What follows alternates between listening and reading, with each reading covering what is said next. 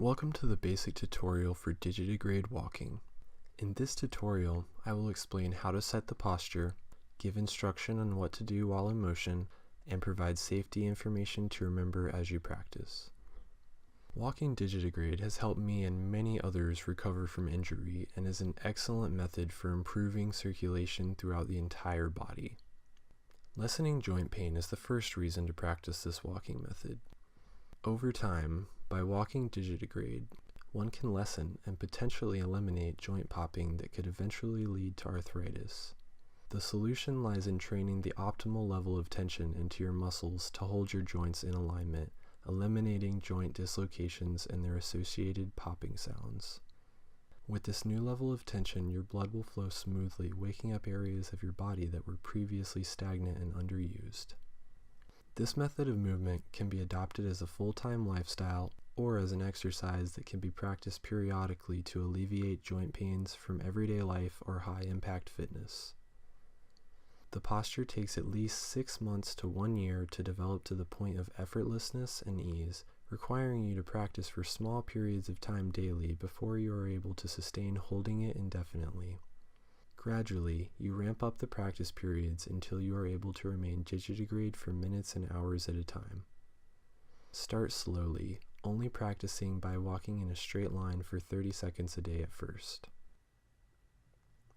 Expect cramping as your muscles tighten up to their new length, especially in your arches, calves, or shoulder muscles. This is temporary and will pass over a period of several months. Now, let's learn the posture. To demonstrate, I will first go through the engagement cues while keeping my heels on the ground. The reason for this is that holding the posture with heels up while standing still causes unnecessary stress to the joints. The Digitigrade posture should be done only while in motion with more ease than effort. Start with your toes forward facing, about a fist width and a half apart. This will feel as if you are rotating your thighs inwards. Spread your toes wide, then relax them and gently press into the ground with each one individually. Sink your tail towards the ground, stabilizing your spine as if you are wagging in both directions. Here, you may discover an unconscious tendency for your tailbone to drift in one direction. Engage your pelvic floor. Tuck your chin slightly and lift your crown point at the top of your head. Lift your lower jaw and bring it in line with your upper jaw. Press the roof of your mouth with your tongue. Distribute your weight evenly between both paws and all of your toes.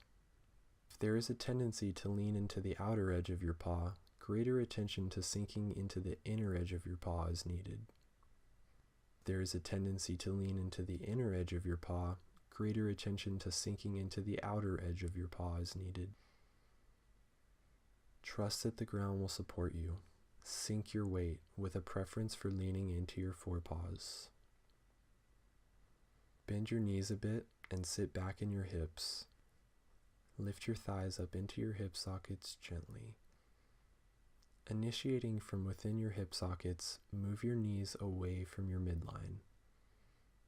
Push them outward to engage your glutes and quadratus lumborum muscles on the sides of your lower back. It should feel as if you are doing a pelvic thrust. Feel how with your weight leaning forward, it is as if you could spring off of the ground at any moment. Moving into the torso, let's work on balancing the core muscles, the spine, and the shoulders. Continuing to pull your hips into their sockets, create a slight lift in your thighs, drawing them towards your chest. Equalize the tilt in your hips and the degree to which you are bending each knee. Make sure both hips are at the same height and one is not hiked higher than the other. Gently draw your stomach in towards your spine, pulling in the lower, middle, and upper abdominal regions equally. Maintaining a drop tail and abdominal connection, slightly arch your lower back.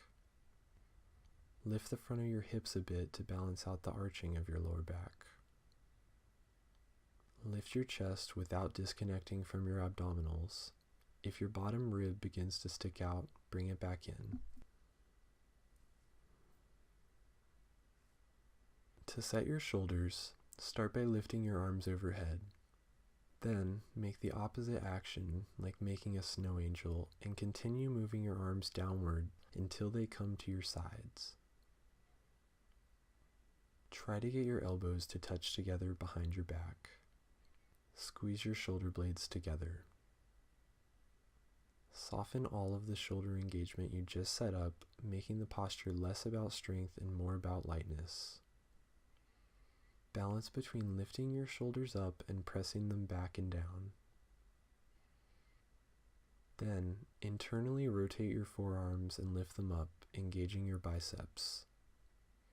Lift your forepaws, engaging your wrists. Lift your elbows out to the side and hug them in simultaneously. And finally, balance between moving your elbows forward and pressing them backwards. Moving them forward should feel as though you are hugging your elbows in and pushing them forward as if you are a praying mantis. Pressing them back should feel as though you are a four-legged animal taking steps with your forepaws. Generally, balance between the actions of external and internal rotation, like with your hips and legs. Now your arms are supported in space and no longer weighing down your spine. In motion, the ideal is for your shoulder muscles to be consistently engaged, particularly the trapezius, rhomboid, and latissimus dorsi muscles. This shoulder alignment frees up the rib cage for unrestricted breathing and negates the asymmetrical development of the intercostal muscles that can be caused by uneven arm swing while walking. Now that we have set the posture, let's see what it looks like in motion. Digitigrade walking can be called a method of falling and stabilizing. This is in contrast to the habit of propelling yourself forward by scraping across the ground. In this method, you lift your paws straight up and place them straight down like a stamp with minimal friction with the ground. When walking digitigrade, underdeveloped areas of the body become more apparent by the muscles around the surrounding area twitching or the joint shaking. Monitor the way in which your joints are trembling for cues as to which muscles need more engagement. Start out with bouncy walking and progress towards all of your joints being stable. Stillness is the goal. When you lift your heels off of the ground and begin to walk, balance between the actions of the muscles that lift your heels in your calves and the muscles that lift your toes on the front of your shins. Balance between the actions of bending your knees and sucking yourself closer to the ground with that of straightening your legs and springing up. Balance internal rotation and external rotation of your knees. Be sure that your knees aren't knocking together or turning too much out to the sides. Lift your first leg out in front of you, lifting up your heels and drawing your thighs towards your chest, and allow yourself to fall forward. Step your forepaw down and feel the muscles of your leg engage. Sink and yield to the ground by keeping your joints bent. Your big toes should drift towards the midline and press down continually through taking steps, straightening them out over time if they were previously bent from wearing tight shoes. The other toes should activate enough to feel them touching the ground. Engage your inner and outer calves by initiating your spring from both the base of your big toe and outer toes. Lift and carry your pinky toes to activate your shins and keep your ankles stable while taking a step. Stabilize and lift your knees, preventing them from wobbling during the points your paws are contacting the ground. Stabilize your spine and head.